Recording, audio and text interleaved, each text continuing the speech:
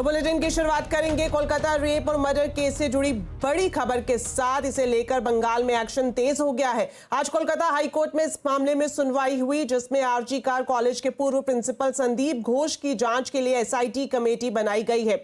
इसके साथ ही संदीप घोष की मुश्किलें बढ़ती नजर आ रही है। कोलकाता पुलिस ने संदीप घोष को करप्शन केस में समन जारी किया है। आज उन्हें पुलिस के सामने पेश होना होगा और करप्शन केस में अपने बयान दर्ज कराने होंगे। संदीप घोष से सीबीआई की पूछताछ लगातार छठे दिन भी जारी है। पिछले 5 दिन में संदीप घोष से 64 घंटे तक पूछताछ की गई है और सवालों का सिलसिला अभी थमा नहीं है। इधर आरजी कार हॉस्पिटल में सीआईएसएफ के जवानों की तैनाती की जाएगी। रेप और मर्डर केस में आरोपी संजय रॉय का भी आज पॉलीग्राफिक टेस्ट हो सकता है।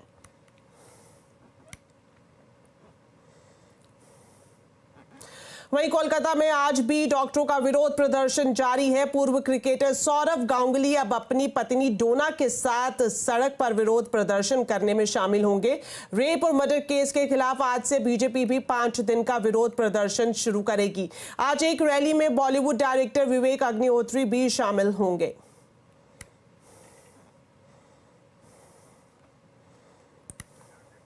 तो देश के अलग अलग हिस्सों में लगातार डॉक्टर्स की तरफ से विरोध प्रदर्शन किया जा रहा है, लेकिन जो हड़ताल डॉक्टर्स की तरफ से लगातार आगे बढ़ती हुई दिखाई दे रही है, इससे मरीजों को काफी दिक्कतें हो रही हैं। ओपीडी के लिए लंबी लाइनें लगी हुई हैं और पर्ची बनवाने के बाद भी डॉक्टर्स नहीं मिल रहे हैं। देखिए दिल्ली के राम मनोहर लोहिया हॉस्पिटल से मेरी ये ग्राउंड रिपोर्ट। इस वक्त मैं मौजूद हूँ केंद्र सरकार के राम मनोहर लोहिया हॉस्पिटल में और यहाँ पर इसलिए आई हूँ ताकि आपको बता सकूं कि डॉक्टर्स की तरफ से जो हड़ताल लगातार आगे बढ़ाई जा रही है उसका किस तरह से मरीजों पर असर हो रहा है। मैं जिस जगह मौजूद हूँ ये बच्चों का वार्ड है। यहाँ पर बच्चों की ओपीडी है और देख सकते हैं यहाँ पर सुबह 7 बजे से ही बच्चों के जो माँ बाप हैं, उनके रिश्तेदार हैं, वो यहाँ पर खड़े हैं पर्ची बनाने के लिए ओपीडी की। और सुबह 7 बजे से ये लोग पर इंतजार कर रहे हैं। आप बताएं, आप हड़ताल है, इसका क्या असर पड़ रहा है आप पर? सुनते ही नहीं है डॉक्टर, सुबह से घूम रहे। हम देखो कोई कहता है कि क्या बोलते हैं आयुष्मान कार्ड लेके आओ, फिर उसकी पूछते हैं तो कहते हैं कि फ्री नहीं है, कोई फ्री नहीं है। और मेरे पति को ना हार्ट अटैक आया, कम से कम महीना भर से घूम रहे हम लोग। अच्छा। और क्या बोलते सुनते ही नहीं है, भगा देते हैं। जैसे सुबह से घूम रहे हैं ऐसे। तो सुबह से यहाँ पर मरीज परेशान है। कुछ और बात करेंगे। मैम आप बताएं, आप किसको दिखाने के लिए आई थी और यहाँ पर जो हड़ताल है? बेटी को दिखाने आई थी। यहाँ सुबह 7 बजे की आई हूँ। ईको की जांच के डेट लेनी थी मुझे, जिसके कारण मैंने सुबह इनसे गार्ड से ही पूछा कि भाई ये नंबर कहाँ पे है। हमें पता नहीं है तो हम आपसे ही पूछेंगे ना। इधर से उधर इतना घुमाया इन लोगों ने। जो बड़े का हार्ड का है वहाँ पे की हड़ताल है, उसकी वजह से कितनी दिक्कत हो रही है? दिक्कतें हो रही है सारी। कितनी दिक्कतें बताएं, आपके सामने ही है। यहाँ आपसे बोले अंदर जाने क्या सुनाएंगे हमें। इतना स्टाफ खड़ा हो गया था हमसे लड़ने के लिए। बिल्कुल। तो यहाँ पर खास तौर पर जो छोटे बच्चे हैं, आप देख सकते हैं यहाँ पर ये लोग सुबह से इंतजार कर रहे हैं ओपीडी की पर्ची बनने का। पहले ओपीडी की पर्ची बन नहीं रही थी और अब जब बन रही है तो डॉक्टर मिलेगा या नहीं, इसकी भी कोई गारंटी नहीं है। क्या हुआ है बच्चे को? सर में सूजन है। सर में सूजन है। कब से इंतजार कर रही है डॉक्टर से? आई हूँ सुबह 8 बजे से आई है। क्या डॉक्टर मिलेगा या नहीं, कुछ पता चला है? नहीं, अभी तो कुछ पता नहीं चला। अब पर्ची बनने के बाद पता चलेगी। बिल्कुल। तो अभी तक पर्ची नहीं बन पाई है, डॉक्टर मिलेगा या नहीं। यहाँ पर आप देख सकते हैं छोटे छोटे बच्चों के साथ महिलाएं यहाँ पर है। आप बताएं, आप किस लिए आई थी? बच्चे को दिखाने के लिए? यस मैम, बच्चों को दिखाने आए थे। क्या परेशानी हो रही है? बच्चे सीढ़ियों से गिर गया था, उनको प्लास्टिक सर्जरी के लिए बोला गया था। अच्छा, तो डॉक्टर नहीं मिला अभी तक? नहीं मैम, अभी तक नहीं मिला। कुछ बताया जा रहा है कब तक डॉक्टर मिलेगा? मैम अभी कुछ नहीं बोला, अभी बस जांच के लिए भेजे जा रहे, तब से और कुछ नहीं हुआ अभी। बिल्कुल। तो और भी आप बताएं, बच्चे को हार्ट की प्रॉब्लम है, कब से आप वेट कर रही हैं? डॉक्टर हड़ताल पर है, कितनी प्रॉब्लम से हो रही है? बहुत दिक्कत हो रही है, बहुत ज्यादा। सुबह से 5-5 बजे आके लाइन लग जाती है, बहुत दिक्कत होती है। और डॉक्टर्स के पास मिले जाते हैं तो कहते हैं हम जा रहे हैं, नहीं देखेंगे, हमारी हड़ताल चल रही है, वो चले जाते हैं उठ के, कोई भी नहीं देख रहा। तो बिल्कुल आप देख सकते हैं कि जमीन पर किस तरह से हालात बदतर है। डॉक्टर्स अपनी मांगों पर अड़े हुए हैं। सुप्रीम कोर्ट की तरफ से नेशनल टास्क फोर्स बनाने का डिसीजन लिया गया है, बावजूद इसके उन लोगों ने अभी तक अपनी हड़ताल वापस नहीं ली है और यहाँ पर जो मरीज है वो परेशान है और खासतौर पर छोटे बच्चों को लेकर यहाँ पर महिलाएं काफी परेशानी में है। दीपाली नंदा, RML। ठाणे के बदलापुर में 2 छोटी बच्चियों के साथ छेड़छाड़ और यौन शोषण मामले पर अब महाराष्ट्र की सियासत गर्म हो गई है। आज ठाणे के बदलापुर में कांग्रेस ने विरोध प्रदर्शन किया। इस दौरान पुलिस और कार्यकर्ताओं के बीच झड़प भी हुई। इससे पहले शिवसेना उद्धव गुट ने विरोध प्रदर्शन किया। उद्धव गुट के नेताओं ने सरकार को घेरा और डिप्टी सीएम देवेंद्र फडणवीस का इस्तीफा मांगा। वहीं पुणे के एनसीपी शरद गुट की नेता सुप्रिया सुले ने भी पार्टी कार्यकर्ताओं के साथ प्रदर्शन किया और इंसाफ की मांग की। शरद गुट के महाराष्ट्र सरकार पर निशाना साधते हुए कहा कि राज्य में लगातार अपराध बढ़ रहे हैं। शिक्षण खात्याने केलेली म्हणजे दुर्लक्ष किंवा पोलीस यंत्रणेने केलेलं दुर्लक्ष या सगळ्या गोष्टीची पारदर्शकपणे इन्क्वायरी झाली पाहिजे। पण पोलिसांच्या बदल्या करून प्रश्न सुटणार नाही। ही नैतिक जबाबदारी गृहमंत्र्यांनी घेतली पाहिजे आणि मला असं वाटतं की नैतिकतेच्या आधारावर या राज्याच्या गृहमंत्र्यांनी या सगळ्या गोष्टीची जबाबदारी घ्यावी। लोग इसलिए सड़क पर उतरे हैं क्योंकि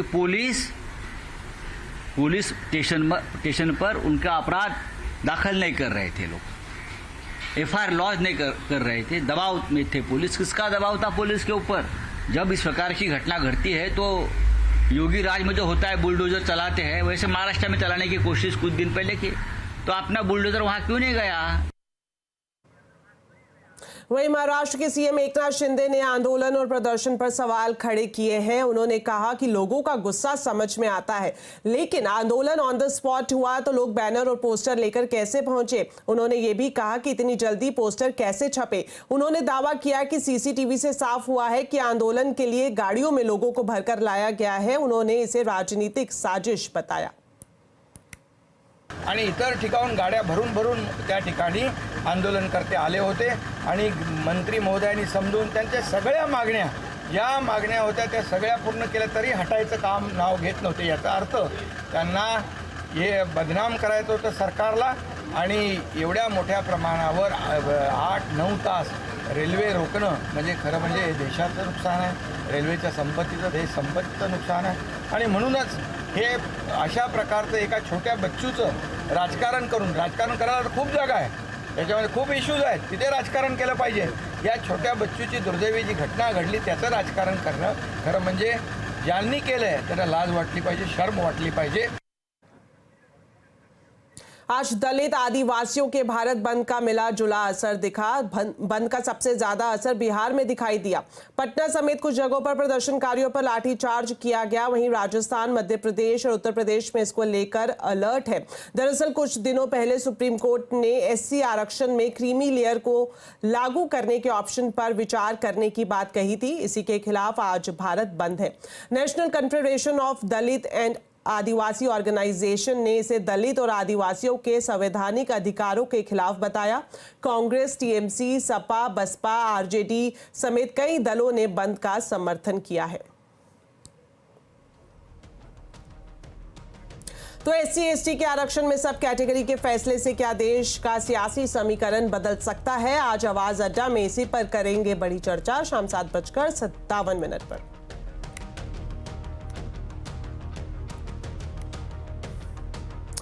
देश में ई कॉमर्स का विस्तार चिंता का विषय है और ये किसी गर्व की बात नहीं है, ये कहना है कॉमर्स और इंडस्ट्री मिनिस्टर पीयूष गोयल का। उन्होंने ये भी कहा कि भारत में अमेज़न जैसी कंपनियां निवेश करके देश की इकोनॉमी को सपोर्ट नहीं कर रही हैं। इसके अलावा उन्होंने कहा कि भारत में ई कॉमर्स के योगदान को ठीक से जांचना परखना होगा। Are we going to cause huge social disruption with this massive growth of e-commerce? And I don't see it a matter of pride that half our market could possibly become a part of the e-commerce network 10 years from now. It's a matter of concern. But I'm not wishing away e-commerce. It's there to stay. But I don't deny that e-commerce has a role. But we'll have to think very carefully and cautiously what that role is, how that role can be in a more organized fashion. Is predatory pricing policies good for the country? When Amazon says we are going to invest $1 billion in India and we all celebrate, we forget the underlying story that $1 billion is not coming in for any great service or any great investment to support the Indian economy. तो चलिए अब इस खबर पर सीधा जुड़ते हैं रोहन से और जानते हैं कि पीयूष गोयल जो ई कॉमर्स कंपनियों पर काफी सख्त दिखाई दे रहे हैं, इसके पीछे वजह क्या है? रोहन बताएं। जी, आज पीयूष गोयल ने काफी सख्त रवैया अपनाया ई कॉमर्स कंपनियों के प्रति। उन्होंने इस रिपोर्ट को सबसे पहले खारिज किया और कहा कि ई कॉमर्स कंपनियां जो है वो रिटेलर्स के जो हाई वैल्यू प्रोडक्ट्स हैं उनकी हिस्सेदारी खा रही हैं। साथ में उन्होंने ये कहा कि जब अमेजॉन जैसी कंपनियां ये कहती हैं कि वो भारत में $1 बिलियन का निवेश कर रही हैं तो वो हम पे कोई खास एहसान नहीं करती है। साथ ही उन्होंने ये भी कहा कि ये कंपनियां दरअसल अपने बैलेंस शीट में जो नुकसान है उसकी भरपाई के लिए ऐसा करती हैं। और साथ में उन्होंने कहा कि अगर कोई कंपनी $1 बिलियन का नुकसान कर रही है भारत में तो ये सवाल उठना चाहिए कि क्या ये प्रीडेटरी प्राइसिंग की तरफ इशारा नहीं करता है। इसके अलावा उन्होंने कहा कि करीब भारत में 100 मिलियन से ज्यादा छोटे स्थानीय दुकानदार जो हैं वो उनमें से कई सारे बंद होने की कगार पे आ गए हैं। इस पे सवाल उठाना चाहिए। जो फार्मेसी कंपनियां हैं उन पे उन्होंने कहा कि वो एक ट्रस्ट पे निर्भर रहती हैं, जबकि जो ई फार्मेसी कंपनियां हैं उन पे कोई जिम्मेदारी जवाबदेही नहीं है। इस पर भी उन्होंने कहा और उन्होंने कुछ बहुत ही स्ट्रांग शब्दों का प्रयोग किया। उन्होंने कहा कि सोशल डिस्ट्रप्शन कॉज कर रही हैं ये जो ई कॉमर्स कंपनियां हैं और उनके जो पूरे काम करने का तरीका है उस पर सवाल उठाया जाना चाहिए। तो रोहन आपके पास हम दोबारा लौटेंगे, लेकिन उससे पहले हम अपने दर्शकों को बता दें, दरअसल आज ई कॉमर्स कंपनियों की भारत में भूमिका पर पहले इंडिया फाउंडेशन की तरफ से रिपोर्ट जारी की गई। इसमें ई कॉमर्स के योगदान पर बड़े दावे किए गए, लेकिन पीयूष गोयल इन दावों से इत्तेफाक नहीं रखते हैं। रोहन हमारे साथ जुड़े हुए हैं, रोहन से समझते हैं कि ये जो रिपोर्ट आज लॉन्च की गई है ई कॉमर्स पर, इसकी हाईलाइट्स क्या रही हैं? रोहन बताएं।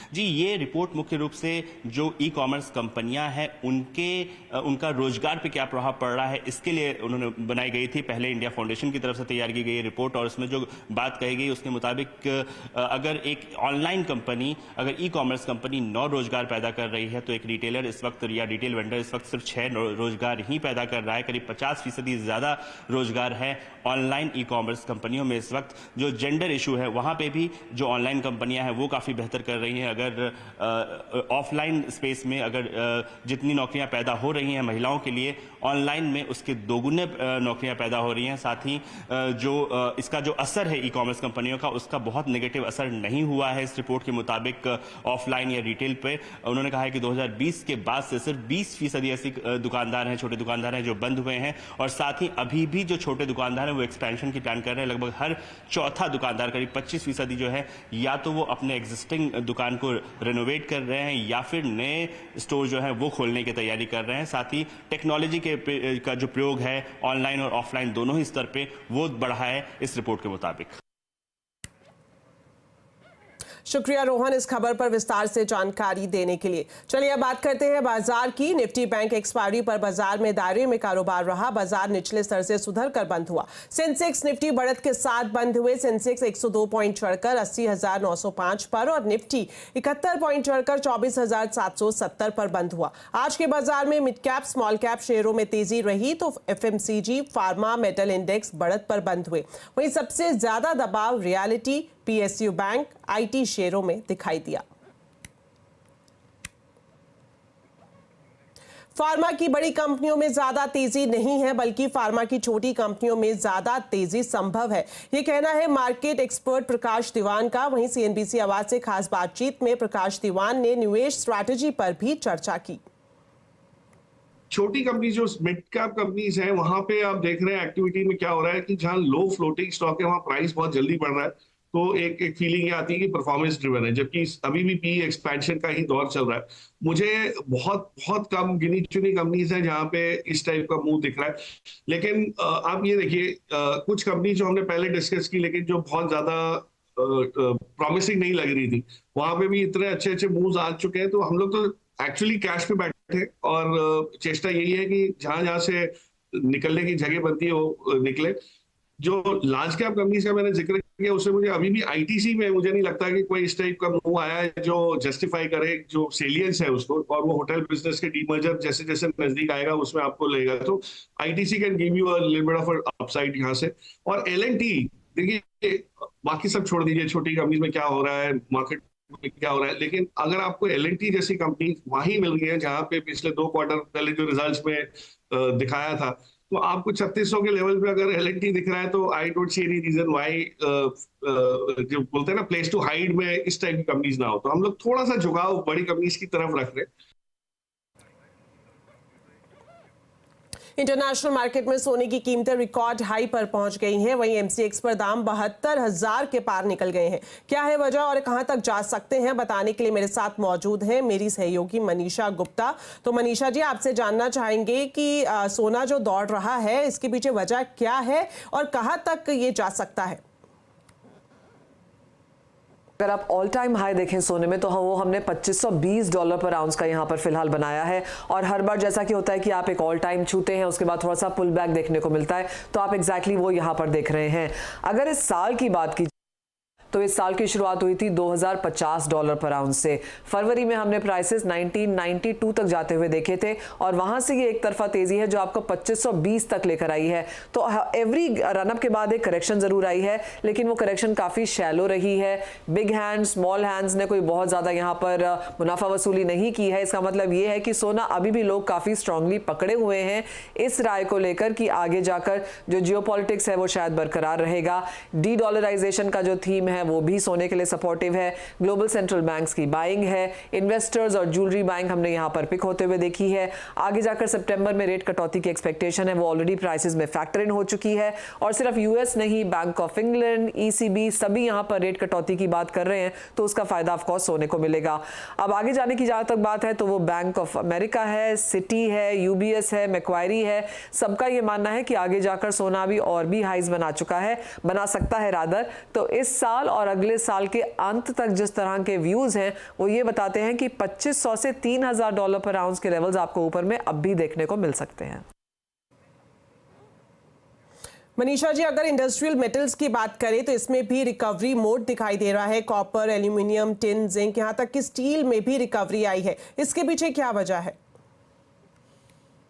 अगर आप जून और जुलाई के महीने देखें तो यहाँ पर एक सेल ऑफ था। इन दोनों ही महीने में मेटल्स ने आपको नेगेटिव रिटर्न्स दिए। अगस्त में कुछ पिकअप जरूर आया है, वो इसलिए एक क्योंकि डॉलर 7 महीने के लोज पर है, 100 के नीचे के लेवल्स हैं। दूसरा, चीन की तरफ से कोई बहुत स्ट्रॉन्ग सपोर्ट नहीं है, लेकिन चीन में जो डोमेस्टिक डिमांड है वो थोड़ी सी पिकअप हुई है, इसके लिए इन्वेंट्रीज वहां पर गिरती हुई नजर आ रही हैं। अब अगर हम कॉपर को देखें तो वहां पर डिमांड थोड़ी बेहतरीन हुई है और specially speculative long positions totally cover up हो चुकी थी, 84% की गिरावट थी। तो कुछ इन स्तरों पर अब मौका मिल रहा है खरीदने का। जहां तक एल्यूमिनियम की बात है, ये डेफिनेटली बुलिश नजर आ रहा है। एल्यूमिना की कॉस्ट हायर है ऑस्ट्रेलिया से। चाइना ने एल्यूमिनियम इंपोर्ट 11.5% बढ़ाया है जुलाई के महीने में और वहां डिमांड बढ़ती हुई नजर आई है। एल्यूमिनियम के स्टॉक्स टू बिगिन विद बहुत ज्यादा नहीं है, तो आई थिंक कॉपर, एल्यूमिनियम आपकी रडार पे डेफिनेटली होने चाहिए। शुक्रिया मनीषा जी इस पूरे अपडेट के लिए। तो फिलहाल वक्त हो गया एक छोटे से ब्रेक का, लेकिन खबरें अभी और भी हैं। आप देखते रहिए आवाज समाचार। ब्रेक के बाद आपका स्वागत है। कोलकाता रेप और मर्डर केस में विरोध प्रदर्शन लगातार जारी है। कोलकाता CGO कॉम्प्लेक्स से मेडिकल छात्रों का काफिला शास्त्री भवन पहुंच गया है। शास्त्री भवन के सामने छात्र शांतिपूर्ण तरीके से विरोध प्रदर्शन कर रहे हैं। सीधे कोलकाता से देखिए मेरी सहयोगी रूबिका लियाकत की ये रिपोर्ट। CGO कॉम्प्लेक्स से जो काफिला इन स्टूडेंट्स का निकला था, इन मेडिकल के छात्रों का निकला था, जूनियर डॉक्टर्स का निकला था, अब वो पहुंच चुका है शास्त्री भवन। ये वो सरकारी बिल्डिंग है जहां पर इन सभी छात्रों का, इन सभी डॉक्टर्स का एक रिप्रेजेंटेटिव ग्रुप जो है अंदर जाकर अपनी मांगों का या अपना ज्ञापन जो है वो सौंपने वाला है। और तब तक इनसे अनुरोध किया गया है कि देखिए, हम शांतिपूर्ण तरीके से अपनी मांगों को, न्याय के रास्ते पर चलने को यहाँ पर पहुंचे हैं, इसीलिए किसी तरह की कोई ऐसी अव्यवस्था ना फैलाई जाए। और देखिए, तमाम स्टूडेंट्स अब यहाँ पर बैठ गए हैं और अपनी मांगों को पुरजोर तरीके से उठा रहे हैं। चेहरे पर आपको पसीनों की बूंदें जरूर दिख रही होंगी, लथपथ बदन आपको जरूर दिख रहा होगा, लेकिन जोश और हौसला आप सुन सकते हैं। We want justice, no safety, no duty, no security, no duty. और दीदी से कह रहे हैं कि हमें विचार चाहिए, यानी हम जस्टिस चाहते हैं। कैमरा पर्सन रंजन के साथ रूबिका लियाकत, कोलकाता। मंकी पॉक्स को लेकर भारत सरकार अलर्ट पर है। राज्यों को मंकी पॉक्स के इलाज के लिए तैयारियां दुरुस्त करने के निर्देश दिए गए हैं। राजधानी दिल्ली में राम मनोहर लोहिया हॉस्पिटल, सफदरजंग और लेडी हार्डिंग हॉस्पिटल को मंकी पॉक्स के लिए नोडल हॉस्पिटल बनाया गया है। राम मनोहर लोहिया हॉस्पिटल में मंकी पॉक्स के इलाज के लिए आइसोलेशन वार्ड बनाया गया है, जिसका मैंने जायजा लिया है। देखिए। एमपॉक्स यानी कि मंकी पॉक्स को लेकर भारत सरकार अलर्ट पर है और एहतियात के तौर पर राजधानी दिल्ली में 3 हॉस्पिटल्स को नोडल हॉस्पिटल चिन्हित किया गया है मंकी पॉक्स का इलाज करने के लिए। इस वक्त मैं आइसोलेशन वार्ड में हूं, जो कि राम मनोहर लोहिया हॉस्पिटल में बनाया गया है। मैं आपको बता दूं कि राम मनोहर लोहिया हॉस्पिटल के अलावा लेडी हार्डिंग और सफदरजंग हॉस्पिटल को नोडल हॉस्पिटल घोषित किया गया है, जहां पर एमपॉक्स के मरीजों का इलाज किया जाएगा। तो ये जो राम मनोहर लोहिया हॉस्पिटल का आइसोलेशन वार्ड है, ये एमपॉक्स के लिए बनाया गया है और यहाँ पर आप देख सकते हैं 8 से 10 बेड्स की फिलहाल व्यवस्था की गई है और यहाँ पर 4 से 5 बेड्स ऐसे हैं जहाँ पर वेंटिलेटर की भी सुविधा है। यानी अगर कोई किसी मरीज की स्थिति काफ़ी चिंताजनक होती है, वेंटिलेटर की उसको ज़रूरत पड़ती है, तो वो फैसिलिटी भी यहाँ पर अवेलेबल कराई गई है। नर्सिंग स्टाफ यहाँ पर मौजूद है, जो कि अभी फिलहाल पूरा सेटअप कर रहा है। अगर भारत के लिहाज से मंकी पॉक्स को देखा जाए तो फिलहाल चिंता नहीं है। भारत में मंकी पॉक्स का कोई भी मरीज नहीं मिला है, लेकिन चिंता जो है वो इस बात को लेकर है कि पाकिस्तान में मंकी पॉक्स का पहला मरीज मिल गया है। यही वजह है कि बांग्लादेश या पाकिस्तान या फिर जो दूसरी अफ्रीकन कंट्रीज हैं, वहां से जो लोग भारत आ रहे हैं, हवाई अड्डों पर जो एहतियात है वो बढ़ा दी गई है, अलर्ट मोड पर डाल दिया गया है। WHO की तरफ से इसे महामारी घोषित किया जा चुका है और कोविड की तरह स्थिति फिर से भारत में पैदा ना हो, इसलिए एहतियातन तौर पर अलर्ट मोड पर स्वास्थ्य मंत्रालय और भारत सरकार दिखाई दे रही हैं। दीपाली नंदा, राम मनोहर लोहिया हॉस्पिटल, दिल्ली। चलिए अब बात करते हैं प्रधानमंत्री नरेंद्र मोदी के पोलैंड दौरे की। अब प्रधानमंत्री नरेंद्र मोदी पोलैंड पहुंच गए हैं। प्रधानमंत्री आज से 2 दिन के लिए पोलैंड के दौरे पर रहेंगे। आज वॉर्सा के लिए निकलने से पहले प्रधानमंत्री ने पोस्ट किया कि पोलैंड दौरे का ये वक्त खास है, क्योंकि दोनों देशों के डिप्लोमेटिक रिश्तों के 70 साल पूरे हो रहे हैं। प्रधानमंत्री पोलैंड के प्रेसिडेंट आंद्रे डूडा और प्रधानमंत्री डोनाल्ड टस्क से भी मुलाकात करेंगे। साथ ही वहां के भारतीय समुदाय के साथ एक कार्यक्रम में भी हिस्सा लेंगे। आपको बता दें 1979 में मोरारजी देसाई के बाद कोई भारतीय प्रधानमंत्री पोलैंड जा रहा है। इस दौरे में आपसी रिश्तों के अलावा रणनीतिक और रक्षा सहयोग के साथ साथ सांस्कृतिक आदान प्रदान पर भी चर्चा की जाएगी। 21 और 22 अगस्त को पोलैंड में रहने के बाद प्रधानमंत्री मोदी 23 अगस्त को यूक्रेन की राजधानी कीव की ओर जाएंगे।